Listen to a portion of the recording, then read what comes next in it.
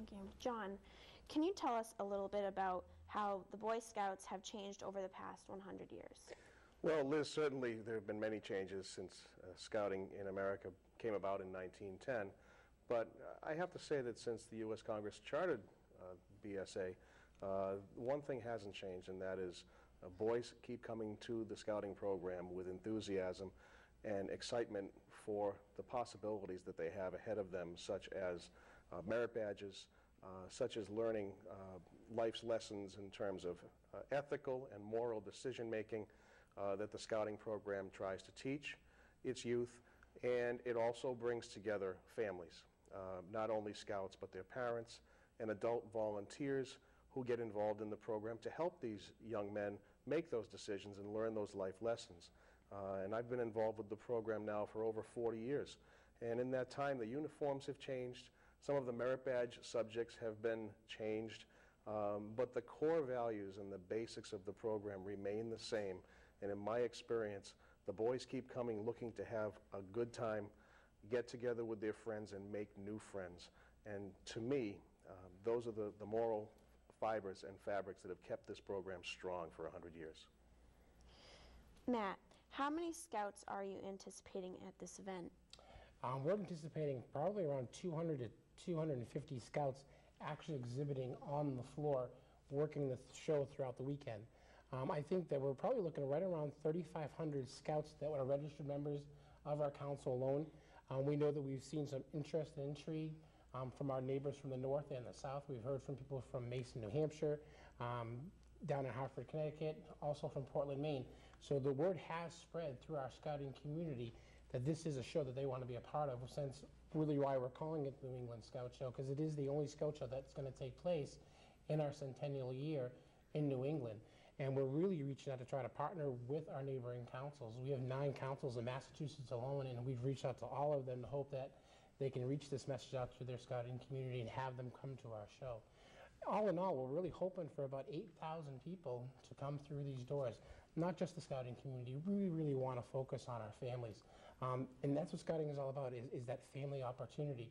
So even if a family just had a touch with scouting, a member of our scouting community from 20 years ago, he's grown up, he just got married, not sure if he's starting a family yet, but wants to reconnect with scouting, we've got a great opportunity. We're having an alumni gathering to reconnect with scouting on Friday night.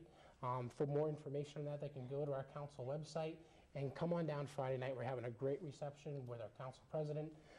Astronaut Joe Tanner, who was a space shuttle commander, is going to be at our connection as well. And it's a chance to meet and greet, but also try to get back involved with scouting. It's funny when we go in scouts, we're there for Cub Scouts, we're there for Boy Scouts, and then we hit college, and then we kind of put on our college clothes and we step away from scouting for a little while, try to form our own identity.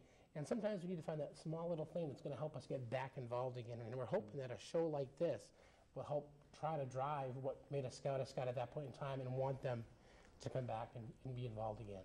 And what are some of the special activities that have been organized for them? I think the biggest one is definitely going to be Friday night with our alumni reconnection.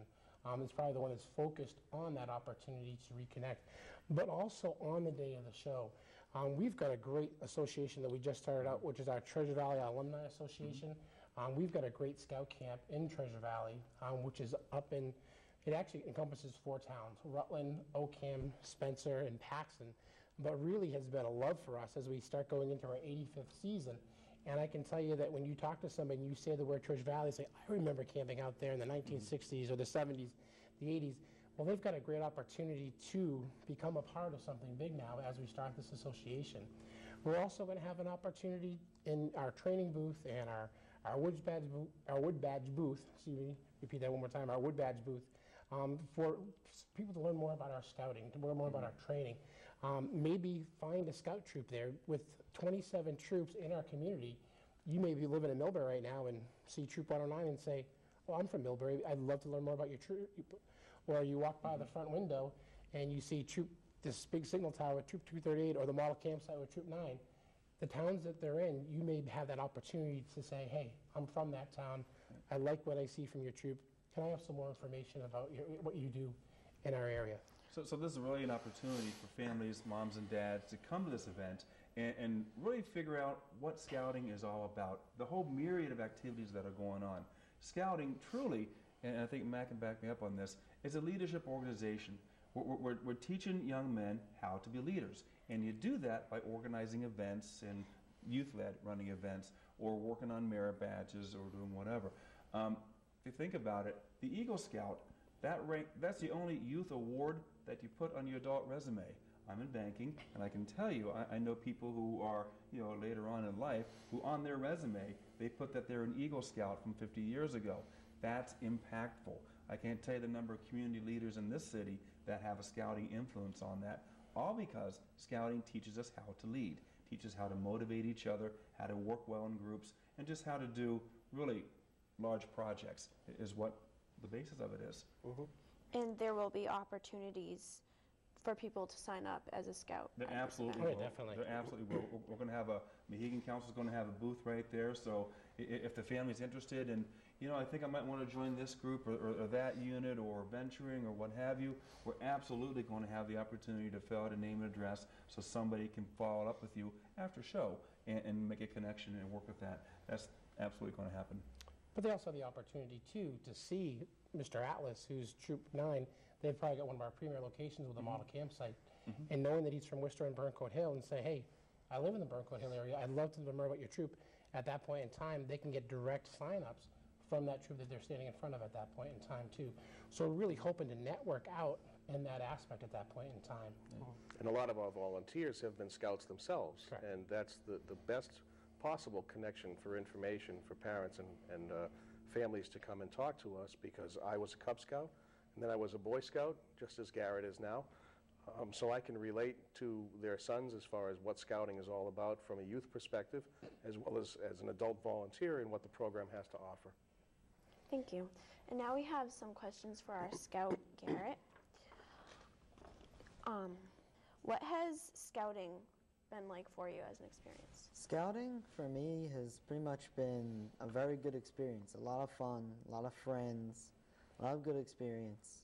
A lot of good experiences. It's taught me many life lessons as well as invaluable skills, and lessons that I will probably keep for the rest of my life and pass on to others and just let them enrich my life.